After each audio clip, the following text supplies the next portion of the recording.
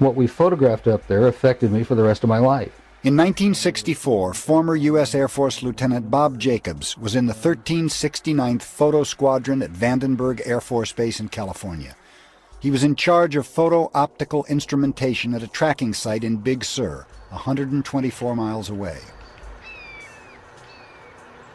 His mission was to film an Atlas rocket go through all 3 stages of powered flight. This particular mission was part of the Nike Zeus objective for the development of an anti-missile missile during the height of the Cold War.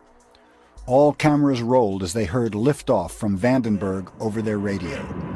5, 4, 3, 2, 1.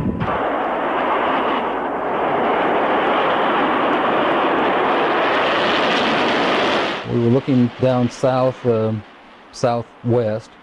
and the missile popped up through the fog. It was just beautiful. And our guys on our M45 tracking mount with 180-inch lenses on it got it. And sure enough, we could see all 3 stages of powered flight as they burned out and dropped away. And then, of course, to our naked eye, all we saw was a smoke trail going off into subspace. So we whooped and shouted and heard the film wrap off in the BU telescope, and figured, well, that was our first big deal, and we got it. Lieutenant Jacobs then took the cans of film down to Vandenberg to have them developed that night.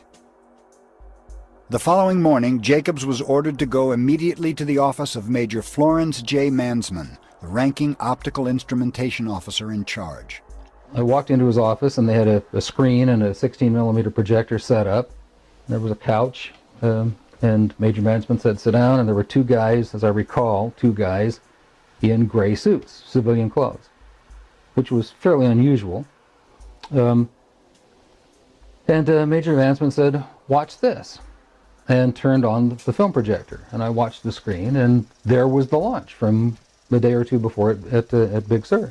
As the Atlas missile entered the frame, we could see the whole 3rd stage, which has 2 rocket nozzles like this and one in the center, a gimbaled one in the center, filling our frame from about 160 miles. That was pretty exciting optics.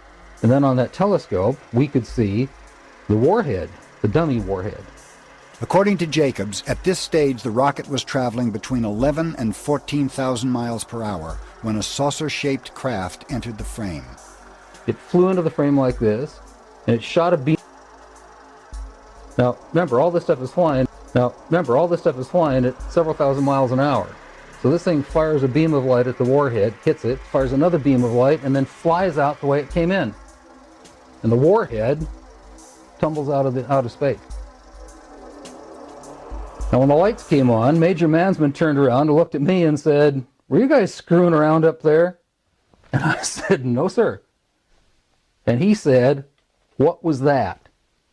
And I said, it looks to me like we got a UFO.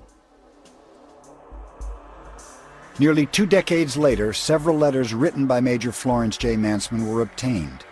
In one dated March 8, 1983, Major Mansman corroborated Lieutenant Jacobs' story. In the film, the assumption was at that time extraterrestrial. Details would be sketchy and from memory. The shape was classic disc. The center seemed to be a raised bubble.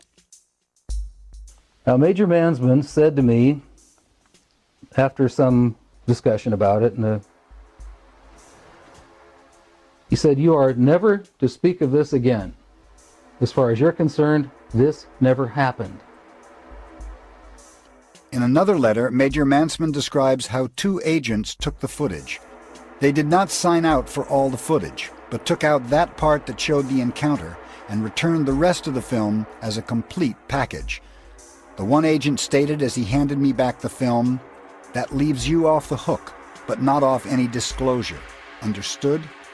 Naturally, my answer was, yes, sir.